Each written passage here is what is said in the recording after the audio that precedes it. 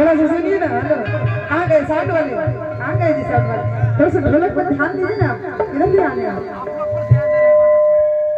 Hello.